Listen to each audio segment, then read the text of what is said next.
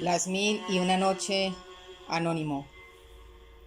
Entrega 75. Noche 140 en el texto, en nuestra secuencia 328.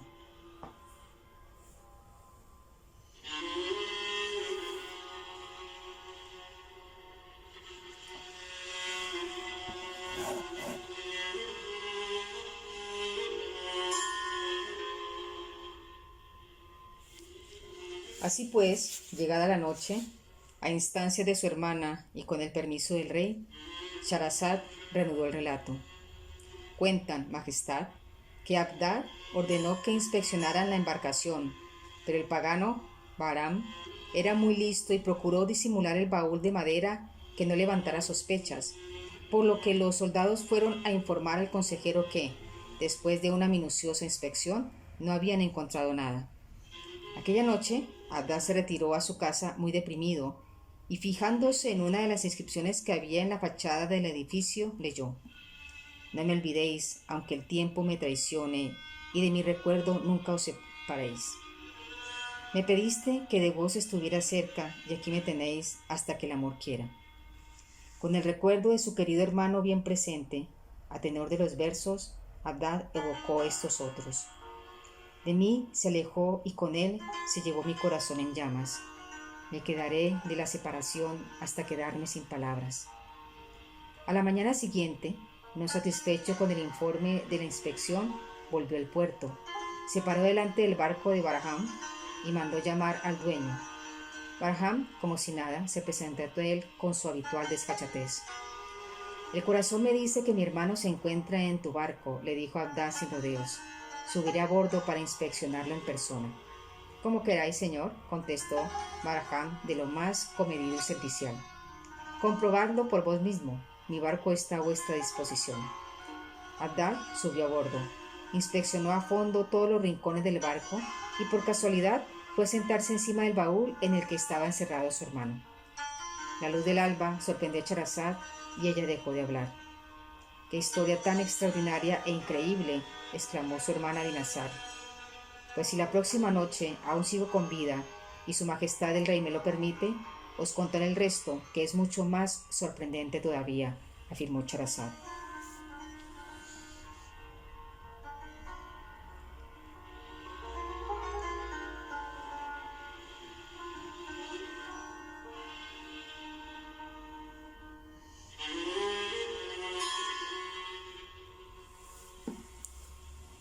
Noche en el texto 141 en nuestra secuencia 329. Así pues, llegada la noche, a instancias de su hermana y con el permiso del rey, Charazad reanudó el relato. Cuentan, Majestad, que por capricho del destino, Audad olvidó abrir el baúl sobre el que se había sentado y después de infructuoso registro regresó a su casa triste y abatido. Barham, que había pasado un mal rato durante el registro, no quiso quedarse más tiempo en el puerto, expuesto al peligro, y cuando vio que el consejero se alejaba, ordenó soltar amarras y se hizo a la mar. A 3 días de distancia de su montaña sagrada, sin embargo, se desató una violenta tempestad y la embarcación perdió el rumbo, de forma que en lugar de llegar a destino, acabó anclando en el puerto de una ciudad costera gobernada por una temible mujer, la sultana Morgana. Aconsejado por el arrés, Baharam se hizo pasar por musulmán. Sacó a Asad del baúl y procuró adentrarle para que, en un momento dado, pudiera ofrecerlo como esclavo a la sultana y le sacara de apuros. En principio no creía que llegara a encontrarse en tal situación, pero estaba equivocado, porque Morgana fue a recibir el barco con todo su séquito, subió a bordo y en el primero que se fijó fue en el desgraciado Asad, quien a pesar de todos los sinsabores seguía conservando una belleza envidiable. La luz del alba sorprendió a Charazad y ella dejó de hablar. ¡Qué historia tan extraordinaria e increíble! Exclamó su hermana Dinazar. Pues si la próxima noche aún sigo con vida y su majestad el rey me lo permite, os contaré el resto, que es mucho más sorprendente todavía, afirmó Charazad.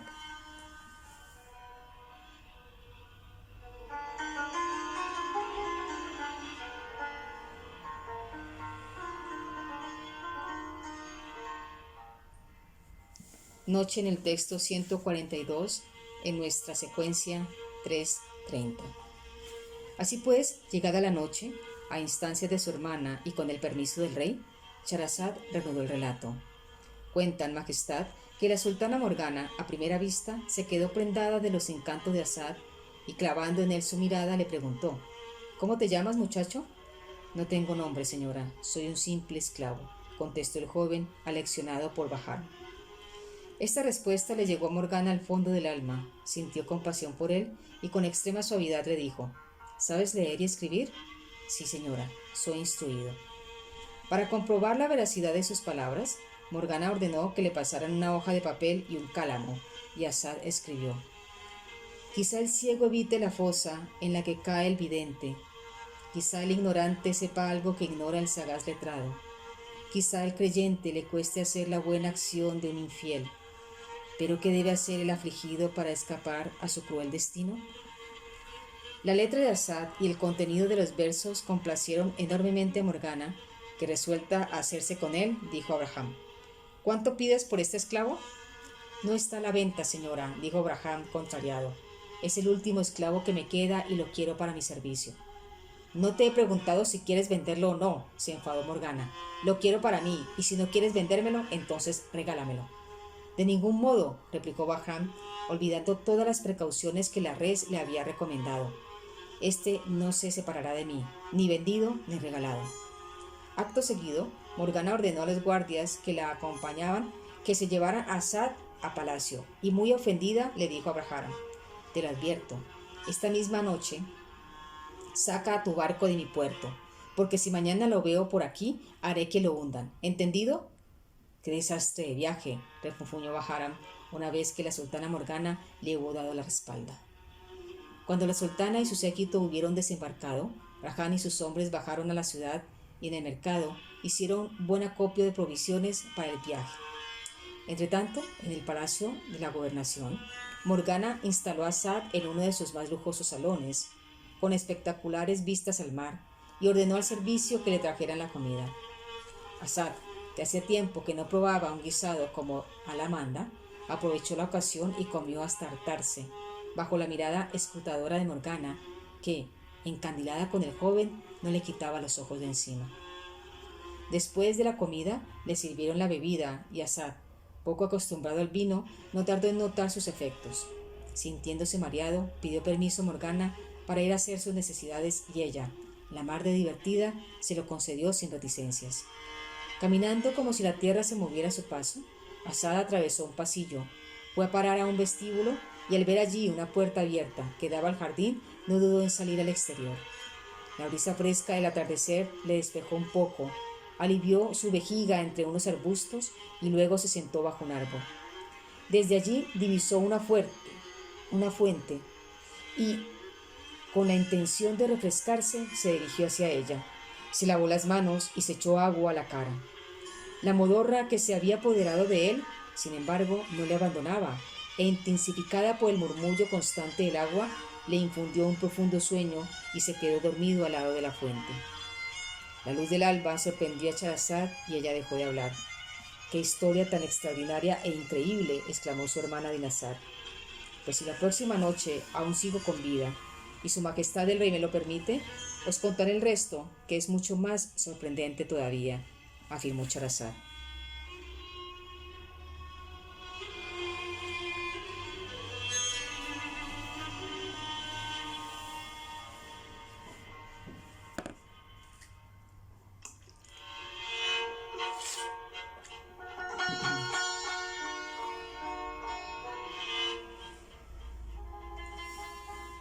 Noche en el texto 143, en nuestra secuencia 3:31. Así pues, llegada la noche, a instancias de su hermana y con el permiso del rey, Charazad reanudó el relato. Cuentan, majestad, que cuando se hizo de noche, Bahram ordenó a los marineros que fueran a la ciudad a llenar sus odres de agua, pues iban a zarpar de un momento a otro. Los marineros dieron una vuelta por la ciudad y encontraron todos los establecimientos cerrados, pero al pasar al lado de los muros del palacio, oyeron el murmullo de la fuente del jardín y decidieron hacer una incursión en él para llenar sus odres vacíos. Saltaron por la tapia y se dirigieron hacia la fuente, y al llegar a ella vieron a Asad profundamente dormido. Seguros de que Braham les recompensaría por la hazaña, además de llenar los odres, se llevaron con ellos al joven, y al llegar al barco lo arrojaron a los pies de Braham, que, muy complacido, les felicitó por su captura, les obsequió con una gran paga, y sin más dilación, ordenó a la res que el barco zarpara. En el palacio de la sultana Morgana, no obstante, hacía rato que los sirvientes buscaban a Asad por todos los rincones. La propia Morgana, inquieta por su demora, se puso también a buscarle, y al pasar al lado de la puerta abierta que daba al jardín, supuso que tal vez el joven la había cruzado y salió fuera. Al llegar a la fuente, vio las zapatillas de Asad, en las que ni siquiera había reparado los marineros, y tuvo un mal presentimiento. Pasó en vela toda la noche, preocupada por la misteriosa desaparición de Asad, y al día siguiente se fue al puerto a hacer averiguaciones. Por algunos testigos del hecho, se enteró de que Asad había sido visto de noche, conducido por unos marineros que pertenecían a la tripulación del barco extranjero que había atracado en el puerto el día anterior. Morgana supo entonces que su querido esclavo había sido secuestrado por Baharam. Montó en cólera y organizó inmediatamente una escuadra de barcos de guerra.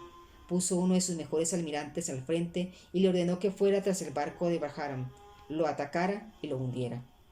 Al cuarto día de viaje, la flota de Morgana divisó el barco de Baharam, justo en el momento en que el abyecto jefe de los paganos de Mangucia, encubierta, le estaba propinando una paliza a Asad. Cuando el vigía advirtió del peligro e indicó que una escuadra de guerra, bajo la inconfundible bandera de Morgana, se acercaba, Baharam se puso hecho una furia, culpó de sus adversidades a Asad y sin contemplaciones lo arrojó al agua. La luz del alba sorprendió a Charazad y ella dejó de hablar. «¡Qué historia tan extraordinaria e increíble!», exclamó su hermana Dinazar.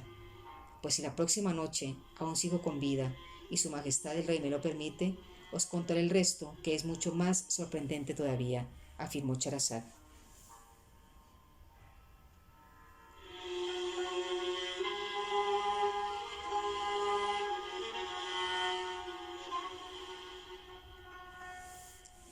Noche 144 en el texto, en nuestra secuencia 332.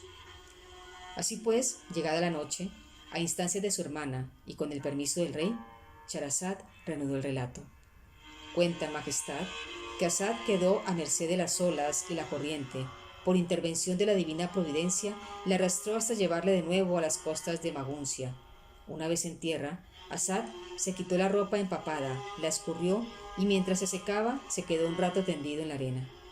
Recuperadas sus fuerzas, se vistió de nuevo y emprendió la marcha, esperando que el destino le condujera a un lugar habitado.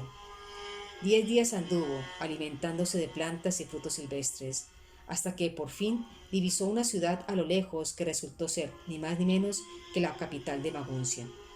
Puesto que ya había anochecido y habían cerrado las puertas de las murallas, se dirigió al cementerio, deambuló entre las tumbas y al ver un panteón con la puerta abierta, se metió en él y allí se quedó dormido. Volviendo un poco atrás en el tiempo, el día en que Asad había sido arrojado al mar, Braham había caído prisionero de la flota de Morgana, pero sobornó al almirante y a cambio de todos los cargamentos que tenía, consiguió que le dejaran libre y regresó a su tienda y su tierra junto con algunos miembros de su tripulación.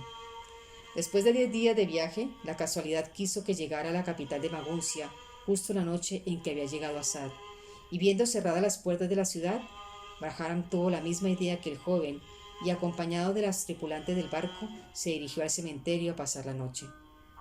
Desafortunadamente para Asad, Braham y los suyos pasaron al lado del panteón dentro del que se había dormido el joven y oyeron sus ronquidos. La luz del alba sorprendió a Charazad y ella dejó de hablar. «¡Qué historia tan extraordinaria e increíble!», exclamó su hermana Dinazar. «Pues si la próxima noche aún sigo con vida y su majestad el rey me lo permite, os contaré el resto, que es mucho más sorprendente todavía», afirmó Charazad.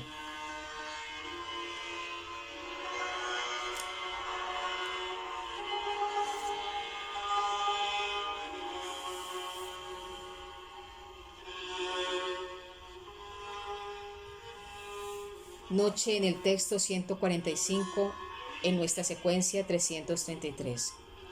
Así pues, llegada la noche, a instancias de su hermana y con el permiso del rey, Charazad reanudó el relato. Cuentan, Majestad, que Brahram entró en el panteón, se acercó al dormido, que yacía boca abajo, le levantó la cabeza y se quedó de piedra al ver que se trataba de su odiado prisionero. ¡Maldito!, rugió el pagano, tú eres el que me ha estropeado la fiesta.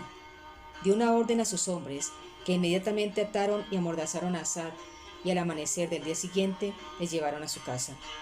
El desalmado Baham le volvió a meter en la mazmorra y encargó a Bustán y a Qawan de su custodia, lo que no quería decir otra cosa, sino que le mantuvieran a pan y agua y le torturaran diariamente, con el fin de que al año próximo pudiera utilizarlo como víctima en la fiesta del sacrificio al fuego, puesto que en el primer intento había fracasado.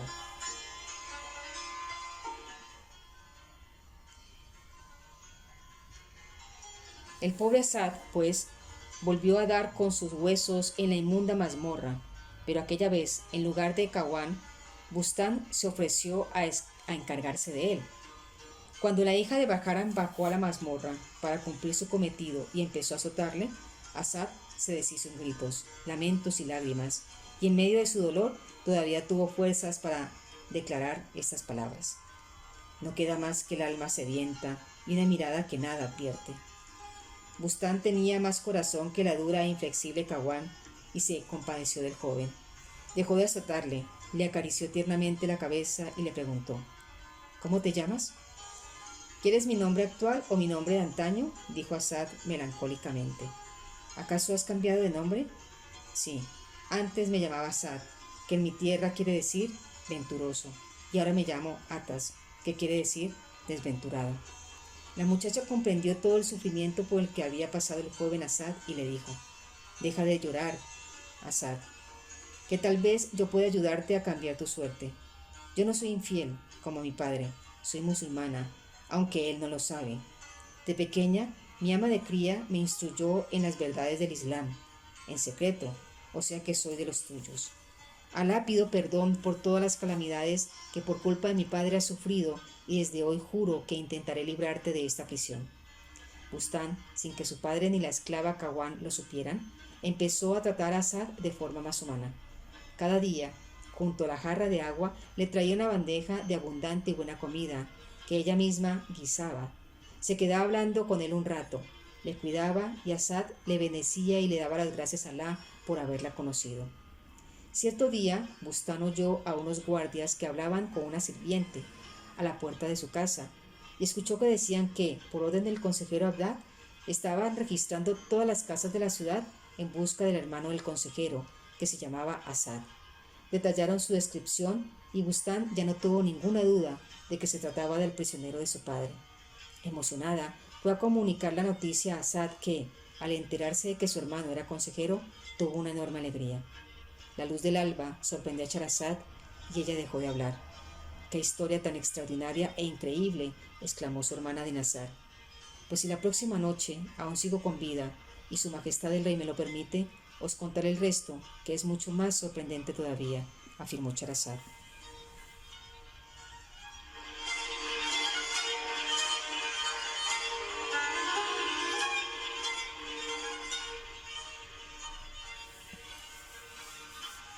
Noche 146 en el texto, en nuestra secuencia 334. Así pues, llegada la noche, a instancias de su hermana y con el permiso del rey, Charazad reanudó el relato. Cuentan, majestad, que Bustán ayudó a Asad a salir de la mazmorra y le acompañó al palacio del gobernador Naraz Shah. Cuando los dos hermanos Abdad y Asad se encontraron por fin, se fundieron en un abrazo y la emoción, no solo la de ellos, sino también la de los testigos que presenciaron el feliz encuentro, fue indescriptible. Abdad le contó a Asad cómo había llegado a ser consejero de la ciudad, y Asad, a su vez, relató todas sus desventuras a su hermano y al gobernador. Naraz Shah, después de oírle, ordenó que detuvieran a Baham, destruyeran su casa y respetaran tan solo a su hija Bustán. El pagano Baham, encadenado, fue conducido ante el gobernador. ¿Decretaréis mi muerte, señor?, preguntó Baham, que, por primera vez, parecía mostrar una debilidad humana. Por supuesto, no mereces otra cosa, le espetó Naraz Shah. Ordenaré que te corten el cuello. ¿Y nada puede librarme de la pena máxima?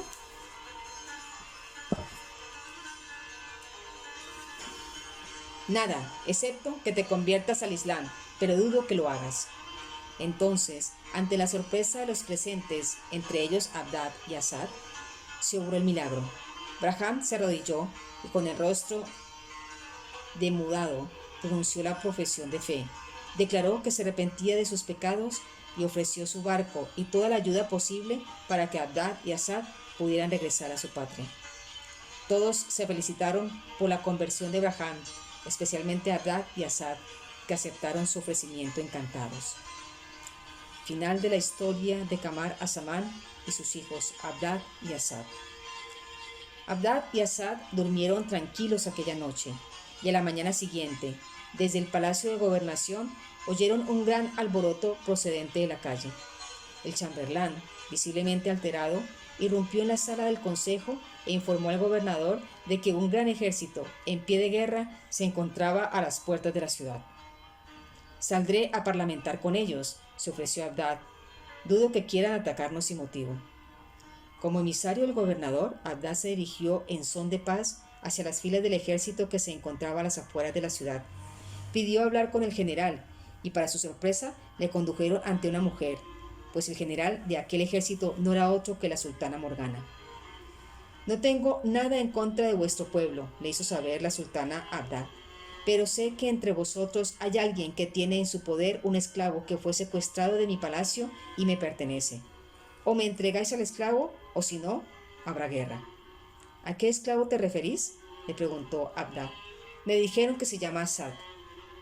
Tras decir su nombre, Morgana le dio su descripción y Abdad supo que estaba buscando a su hermano, por lo que le contó a la sultana quién era realmente el esclavo y todo lo referente a su historia. Decir que Morgana se quedó pasmada sería poco, y comprensiva con los hechos, felicitó a Abdad por haberse encontrado felizmente con Asad, después de tantas penalidades, y anunció que se retiraría pacíficamente del lugar.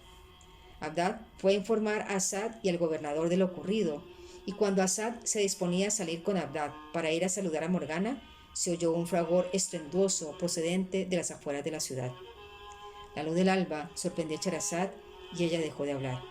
¡Qué historia tan extraordinaria e increíble!, exclamó su hermana Dinazar. Pues si la próxima noche aún sigo con vida y su majestad el rey me lo permite, os contaré el resto, que es mucho más sorprendente todavía, afirmó Charazad.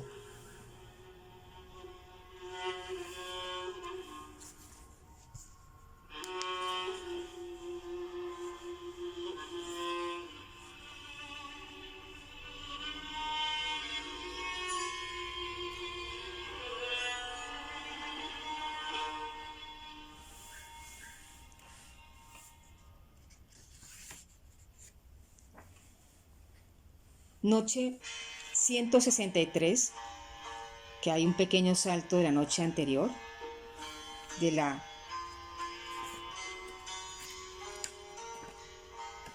noche 146 pasamos a la noche 163, pero en nuestro relato mantendremos la secuencia y se tratará de la noche 335. Así pues, llegada la noche, a instancias de su hermana y con el permiso del rey, Charazad reanudó el relato. Cuenta en majestad que el chambelán informó que otro ejército más numeroso y mejor armado que el de Morgana había llegado a las puertas de la ciudad y parecía dispuesto a atacarlo. De nuevo, Abdad fue designado como mensajero para ir a parlamentar con el general del recién llegado ejército en nombre del gobernador. Cuando Abdad fue conducido ante el general del ejército, éste le dijo: Yo soy el rey Gayur, soberano de las tierras de Kashgar y conocido como el Señor de los 7 palacios. He llegado aquí después de cruzar muchos países y regiones en busca de mi hija Badur. Hace años partió de casa en compañía de su marido Kamar az-Zaman, hijo del rey Charamán de Jalidán, y de los que no he vuelto a saber nada más desde entonces. Si tenéis alguna noticia de ella, te ruego que tengáis a bien informarme. Abdad no podía creerlo. El hombre que tenía ante él era su abuelo, el padre de su madre Budur. Con voz entrecortada por la emoción, le reveló quién era y el anciano Buyur, con lágrimas en los ojos, estrechó entre sus brazos al nieto de cuya existencia hasta entonces no había tenido conocimiento. A continuación, Abdad le contó que su madre Budur, por lo que él sabía, se encontraba bien y vivía en la capital de la tierra de Banús, junto a su padre, Kamar al-Zaman, que había llegado a ser rey de Banús después de heredar el trono de Armanus. Abdal se extendió luego contándole su propia historia y la de su hermano Asad, que causó el asombro de Gayur. Acabada la conversación y prometiéndose que muy pronto se verían de nuevo, Abdal regresó a la ciudad exultante de alegría e informó a Asad y al gobernador de lo sucedido.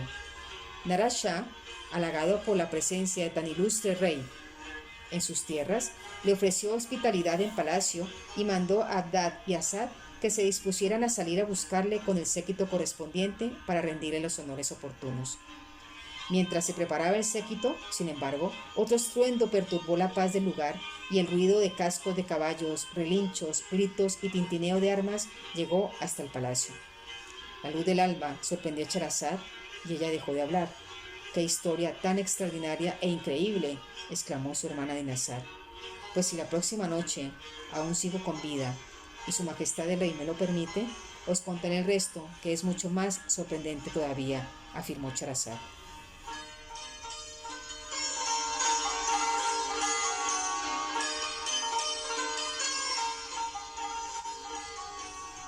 Noche en el texto 164 en nuestra secuencia 336. Así pues, llegada la noche, a instancias de su hermana y con el permiso del rey, Charazad reanudó el relato. Cuentan, majestad, que el chambelán informó que otro ejército, más numeroso y mejor armado que el de Guyur, había llegado a las puertas de la ciudad y parecía dispuesto a atacarla. ¿Qué día llevamos?, exclamó Naraz Shah, desconcertado, y seguidamente pidió a Abdad y Asad que fueran a parlamentar con el general del recién llegado ejército. Abdad y Asad atravesaron las filas de los ejércitos de Morgana y Guyur, y al llegar al tercero, reconocieron a algunas de las personalidades del reino de Banús, pues el ejército, para alegría de los jóvenes, no era otro que el de su propio país, y al frente del mismo estaba su padre, Kamar al-Zaman. Padre e hijos se fundieron en un abrazo en cuanto se vieron, y después de las lógicas efusiones del momento, llegó la hora de las explicaciones. Kamar al-Zaman les explicó a sus hijos lo que había ocurrido en Banús después del desgraciado día en que, injustamente, había decretado su muerte. Les contó todos los sufrimientos que había pasado y de qué modo se había enterado de que al menos su hijo Abdad no estaba muerto y se había convertido en consejero del gobernador de la capital de la lejana Maguncia. Nada más saberlo, naturalmente, se había puesto en camino. Abdad y Asad, por su parte, le contaron sus peripecias y le informaron de la presencia del rey Gayur en el lugar. Kamar al-Zaman y sus hijos fueron a saludar a Gayur, y todos se congratularon del casual y feliz encuentro. Seguidamente, Abdad, Asad, Kamar al-Zaman y Gayur pasaron a saludar a la sultana Morgana, y todos juntos se dirigieron al palacio de Naraz Shah, donde fueron recibidos por todo lo alto. Naraz Shah ordenó preparar un banquete para sus invitados, y cuando se disponían a empezar el festín, les sorprendió un gran estrépito procedente de las afueras de la ciudad.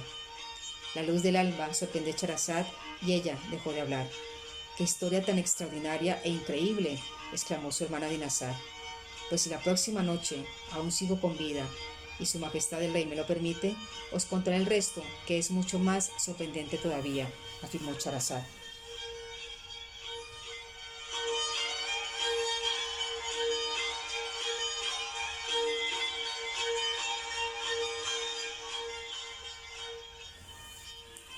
Noche en el texto 165 en nuestra secuencia 337.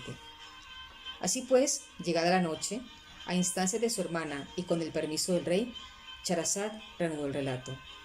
Cuentan, majestad, que el chambelán informó que otro ejército, más numeroso y mejor armado que el de Kamar al-Zaman, había llegado a las puertas de la ciudad y parecía dispuesto a atacarla.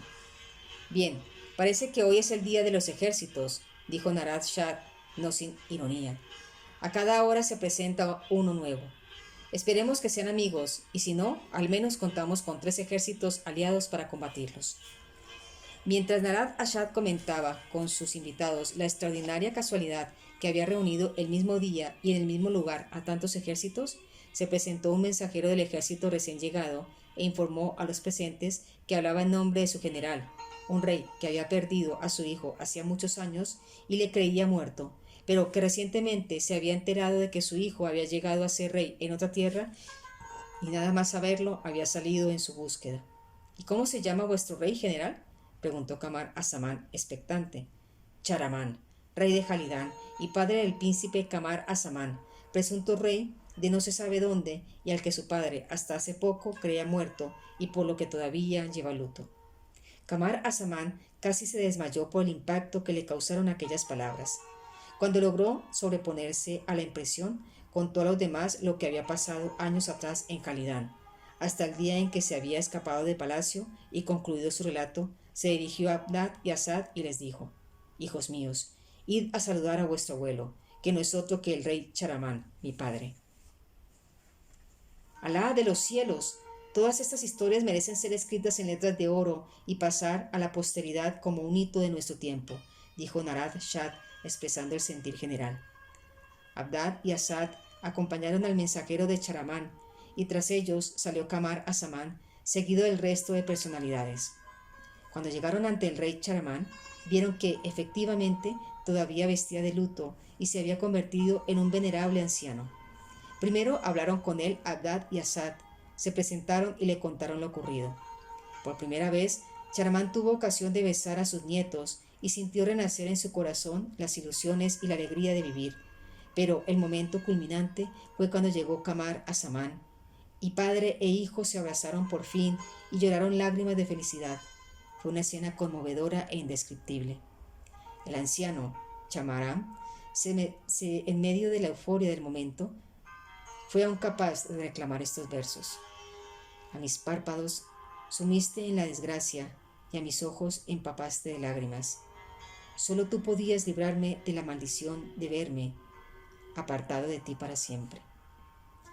Después de aquel día de fuertes emociones en que todos fueron invitados del gobernador Narad Shah a su palacio, al siguiente empezaron las despedidas.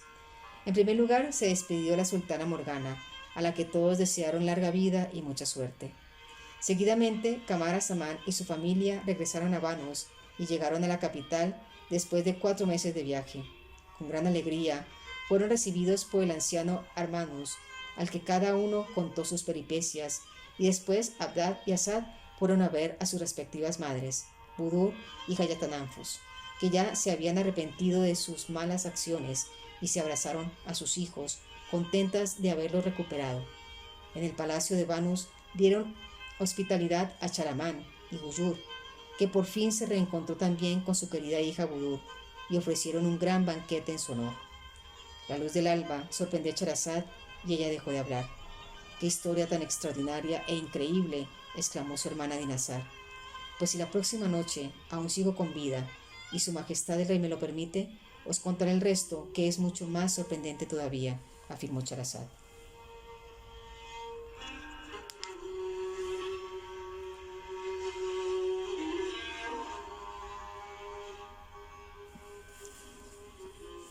Noche 166 en nuestra secuencia 338. Es la última noche que leeremos de este texto, invitándolos a buscar las demás por las cuencas y vericuetos que el camino os depare. Así pues, llegada la noche, a instancias de su hermana y con el permiso del rey, Charazad reanudó el relato. Cuenta, majestad, que después de unos días en que permanecieron todos unidos, llegó el momento de las separaciones.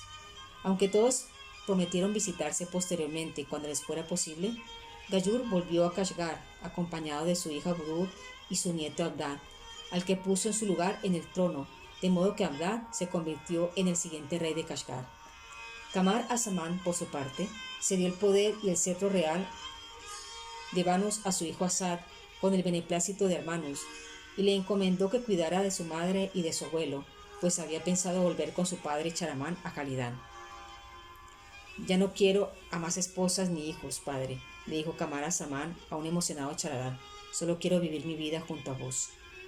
Después de despedirse de Asad, Hayatananfus y Armanus, Charamán y Kamar Azaman regresaron a Jalidán. El pueblo de Jalidán recibió a su monarca y al príncipe heredero con grandes muestras de alegría. Engalanaron la ciudad y tuvieron lugar grandes festejos populares, banquetes en palacio para los cortesanos y banquetes de beneficencia para los pobres y mendigos. Llegado su momento, Kamar az-Zaman ocupó el trono de Jalidán y empezó a gobernar con justicia y equidad, siendo respetado y apreciado por todos.